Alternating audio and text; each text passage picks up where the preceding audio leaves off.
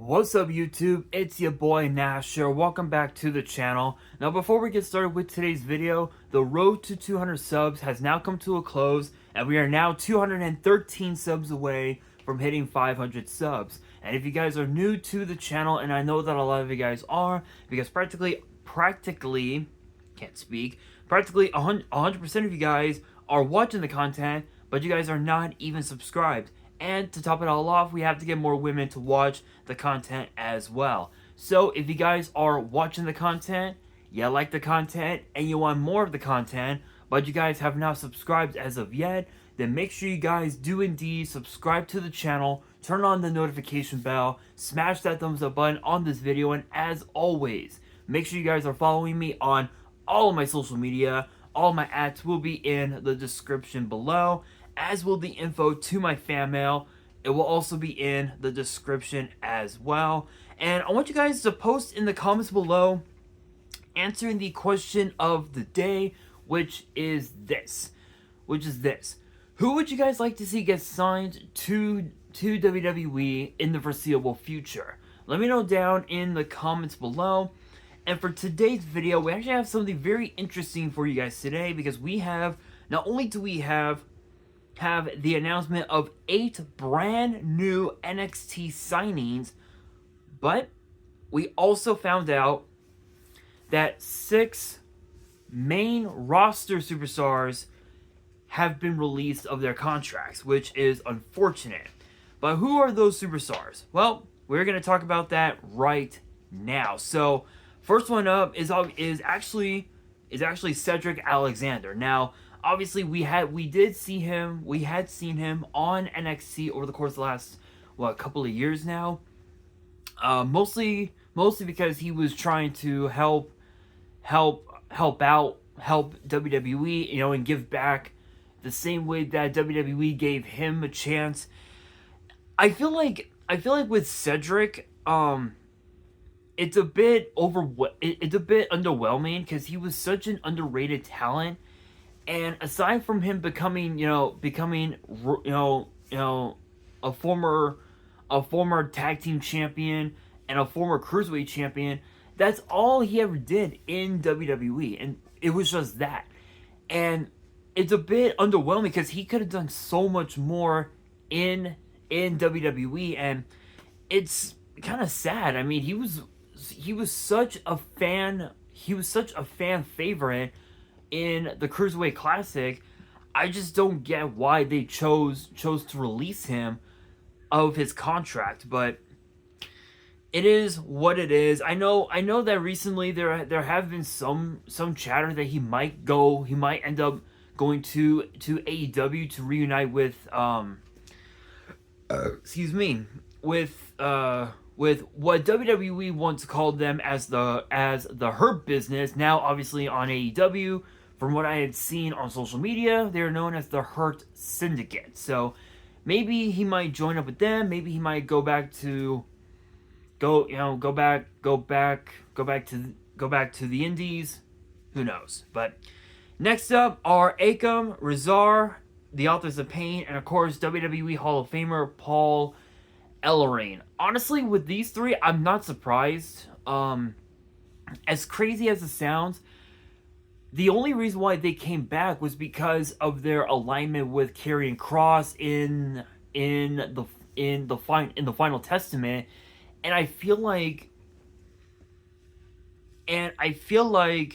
this was probably one of the most underwhelming signings, or actually rather the most underwhelming returns ever, because they were in their prime, in the prime of their careers, for Akam and Rezar when they were NXT Tag Team Champions, and for Paul Ellering, it was basically it was mainly when he was managing the Road Warriors back in the 90s, back in the early 90s, and it made, that was what made Paul Ellering a star, was being around the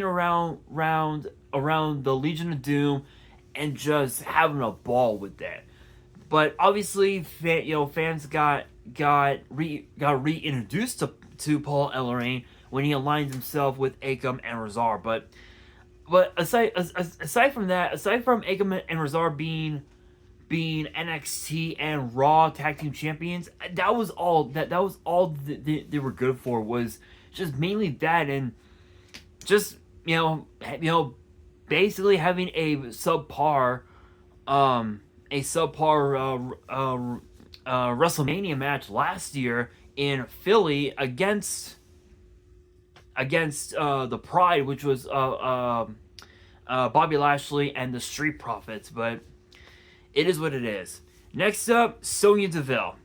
I'm actually kind of I'm gonna be real. I'm kind of fairly surprised that this is that Sonya Deville is added to this list, and the only reason being is because Sonya just within the last 7 months at best just formed Pure Fusion Collective, which was her, Zoe Stark, and Shayna Baszler. Now that Sonya Deville is out, there's really no telling, what will be next for Zoe and Shayna.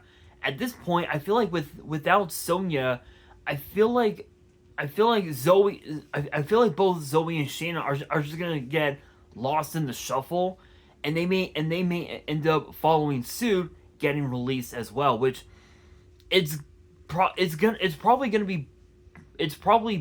bound to happen at some point, but who knows. And then the last release is one that has shocked the world. Blair Davenport. You know what I find so interesting? I find it interesting that Blair Davenport had such an incredible run, not just on NXT UK and on NXT, but again, she had such an incredible run on both those brands, given the fact that she never won any championships in either of those brands. But once she got called up to the main roster, WWE had nothing for her. So the way I see it, I feel like her main roster call up was just a bit of a stretch, and it was more of an experiment, if you will. Blair Davenport is such an underrated talent, such an incredible underrated talent, and she never got used. And it's the same thing with Kiana James, who's been out with an injury dating back to last year. I think it's only a matter of time before she ends up getting released. So I don't know. I think it's gonna be interesting to see what will be next for these six, but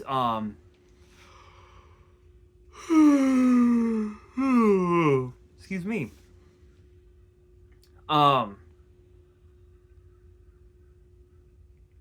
But I think from what Fightful has reported, apparently Fightful reported saying that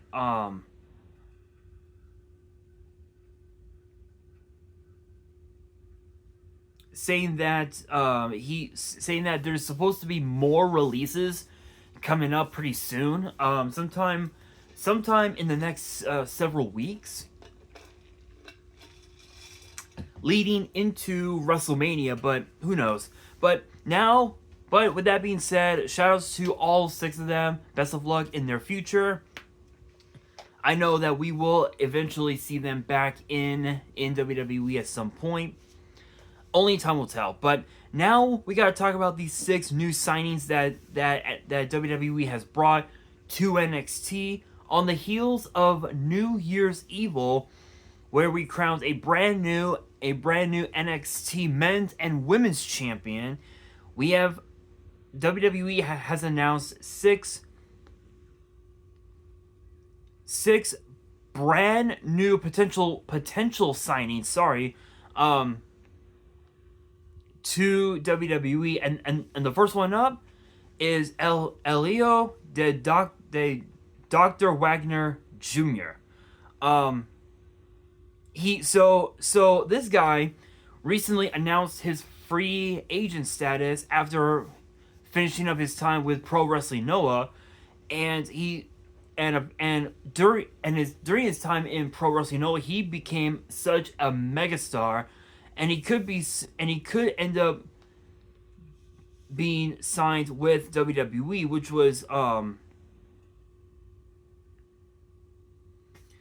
was reported by Dr. Chris Featherstone on Sportskeeda's Backstage Pass.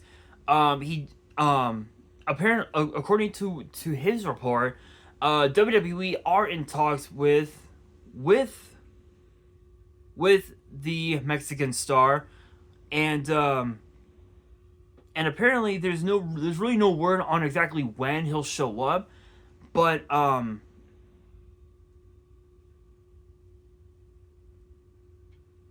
apparently, unlike Penta, who had worked with multiple promotions over the years, this guy unlike Penta, who's on Raw, this guy will most likely end up on NXT.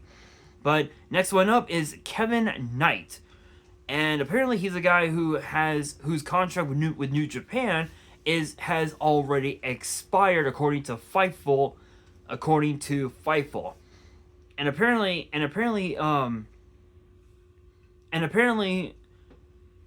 individuals like Mark Henry and Natalia have endorsed WWE to sign him, and apparently a move to NXT could give the brand a promising young star to build around, potentially either as a tag team or as an individual star. And interestingly enough, he even also once worked with Kushida. Next one up is actually one that a lot of people have been wanting for years now, and it's none other than Matt Cardona, or Zack Ryder. Obviously, the world knows that Matt Cardona already has his name established in WWE. Obviously, being Zack Ryder, spending 15 years in WWE from 2005 to 2020. Obviously, the pandemic, we all know. Interestingly enough, ever since his release, he had become one of the most consistent names on the independent scene, reinventing himself not only as the indie god, but also the deathmatch king. And apparently because he's currently married to the current and first ever women's U.S. champion Chelsea Green, it's possible that Chelsea could vouch for Matt, for WWE to bring him back. And I think him going back to NXT would probably be better, because I think if he were to just get called up to the main roster like right off the bat, it would just end in disaster, and it really wouldn't work. It wouldn't make any sense, and I feel like it would give off a bad omen, I guess, if you will, because the last time that Matt Cardona was in WWE, he was already on SmackDown, on SmackDown, and then just ended up on ECW for a brief moment. Then went back to SmackDown as part of La Familia, which was Edge, Hawkins himself, Cardona himself, Bam Neely, Chavo Guerrero, and Vicky Guerrero. Back when Vicky was the GM of SmackDown. So I think Matt Cardona going back to NXT would probably be better. I feel like just because of the fact that the talent that's on NXT is just incredible. Ethan Page, Oba Femi, Tony D'Angelo, Stax, Javon Evans, Ethan Page I mentioned, Ashante the Adonis, just to name a few. Those are some pretty big names that Cardona could face off, and we could even finally see him win his third singles championship in WWE in his career. Obviously, the first being the United States title, and then his last was obviously the Intercontinental Championship back in 2016. So it's possible, but next one up is Ricky Starks. To be honest, I really haven't heard much about this guy.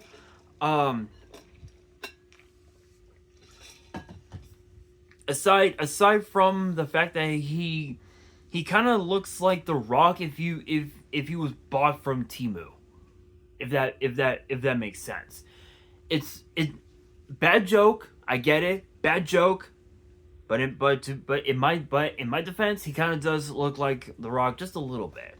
But to be fair, I think Ricky Starks, with his time in AEW, his name has already been established for the most part. But apparently his contract with AEW is supposed to set to expire later this year, either during the spring or during the summer, and it seems like and it seems like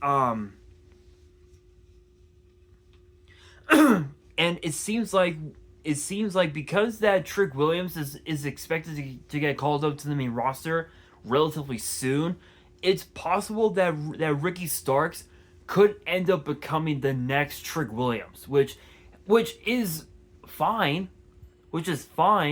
But we don't know if he's gonna be if they're gonna establish him as a babyface or a heel. And I feel like if they do turn him into the next Trick Williams, they need to completely capitalize on that opportunity. And what I mean by that is, if they turn him babyface, they need to keep him. They need to establish a guy like Obafemi as a heel, which I don't think that's the case, because the fans love. Excuse me. The fans love. They love Obafemi, and I don't know. I think if Ricky Starks does make the jump to NXT, I think it's gonna be interesting to see how they'll book him, because I think, in my opinion, I feel like they should book him as a babyface. But if they book him as a heel, I think the best way to book him as a heel is if he were to align himself with a guy like Shawn Spears, or be a part of this new faction had been announced and would be revealed on Vengeance Day. So who knows? Or perhaps maybe he might start his own faction. But the next one up is Killer Kelly, and interestingly enough, Killer Kelly actually made a name for herself in WWE, and not only as part of the Mae Young Classic, but also as part of NXT UK. Unfortunately, Killer Kelly did get released from WWE in 2020 during the pandemic, and she spent pretty much most of her time in TNA and on the independent scene and in Japan, and obviously teaming with the current TNA Knockouts champion Masha Slamovich. Both Masha and Kelly became two-time Knockouts Tag Team Champions. Um, but actually, interestingly enough, we found out that that the reason why Masha had to drop the titles was because was because Killer Kelly was, I believe, either Masha, one or the other. I think Killer Kelly actually gave birth to her first child with former TNA star Myron Reed. So I don't know if it's Killer Kelly or if it's Masha Slamovich, but we found out that Kelly's contract with TNA is going to be expiring later this coming August, and it's unclear as to whether or not she'll re-sign with TNA or if she'll pursue other opportunities. And if she does end up pursuing other opportunities, then WWE is definitely the way to go, and putting her back in NXT could really do her some good. And especially with her first run being a part of the NXT UK brand, she actually did fairly well. She did fairly well, but it's hard to say of whether or not it's hard to say of whether or not that we will see her in WWE. But if she ends up pursuing other opportunities and goes to another promotion, I think it could really do her justice. And it's possible, but we will have to wait and see. But next one up is Josh Alexander. Obviously, we knew that his contract with TNA was gonna come up at some point, and it's actually gonna be coming up in a few days. Funny enough, it'll be in a few days from now on the 15th. And once his contract is up, he will indeed be a free agent. And no one really knows where he'll go. Some people believe that he should go to AEW, but there have been a lot of other people who believe that he should go to WWE, and I feel like WWE is probably better for him. I feel like just because of the fact that if he gets signed to NXT, I mean, think of what he could do there. He could literally take the Heritage Cup off of the hands of Lexis King, and he could become such a dominant champion. Or we could see him take the NXT title off of Obafemi, and he could be a very dominant champion. I feel like it really doesn't matter which championship he would pursue if he got signed to NXT. I feel like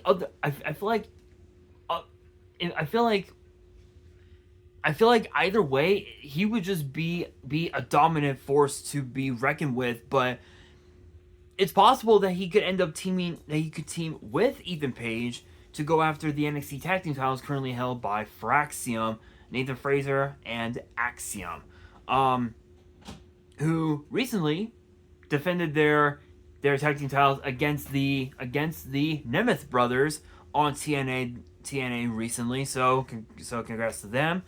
But it's very possible.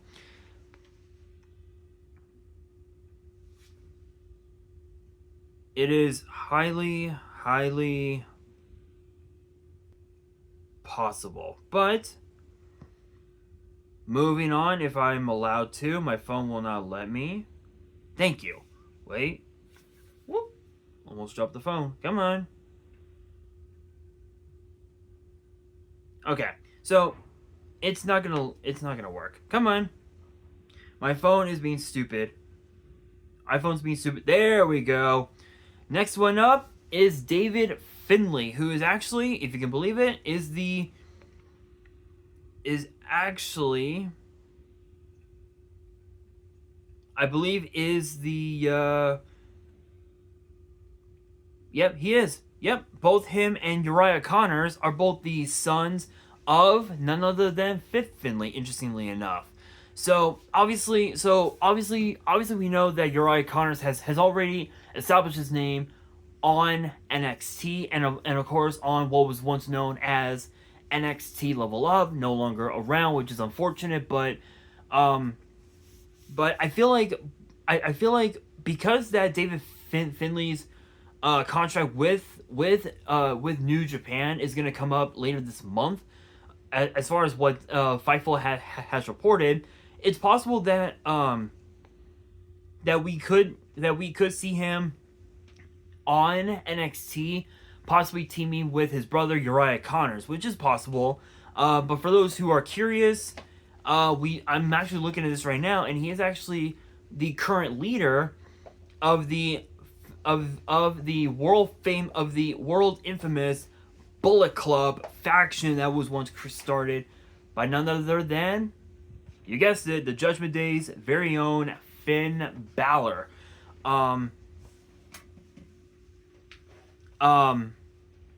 But because that both Finlay and Uriah Connors are with WWE, fans are speculating that he could end up joining them on the NXT brand. So it's very possible. I think it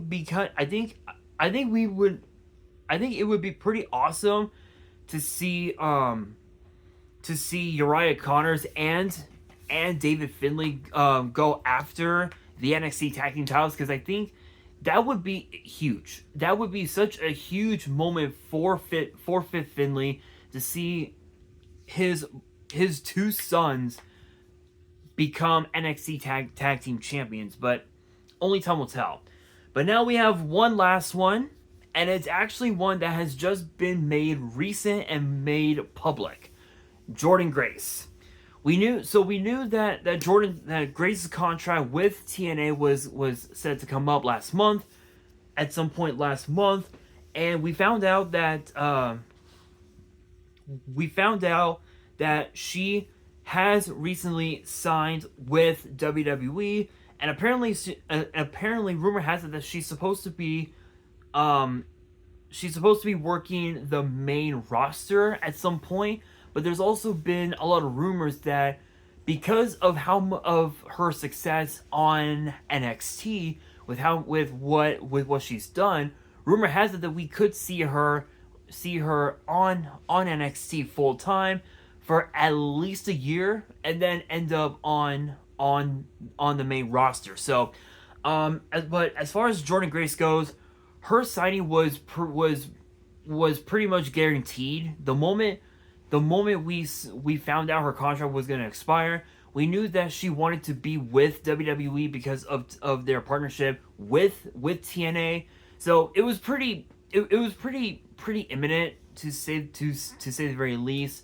But it's going to be interesting to see what she's going to do in WWE, and who knows? Maybe we might see her be as much of a dominant champion as Roxanne Perez was. Who knows? But honestly though, I think with all these recent and possible signings, it's gonna be interesting. It's gonna be hard to determine whether or not they will show up to WWE minus Jordynne Grace, because she's already with WWE. But aside from her, everyone else, who knows? I mean, it's possible, but we will have to wait and see. But as far as the releases go, I mean, it is what it is.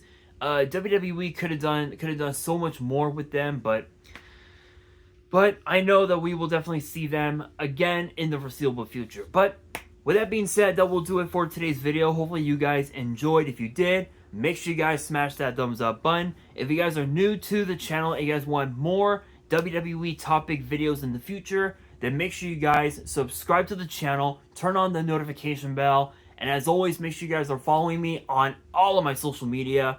All of my ads will be in the description below, as will the info to my fan mail. It will also be in the description as well. And on that, this is your boy Nash, signing out.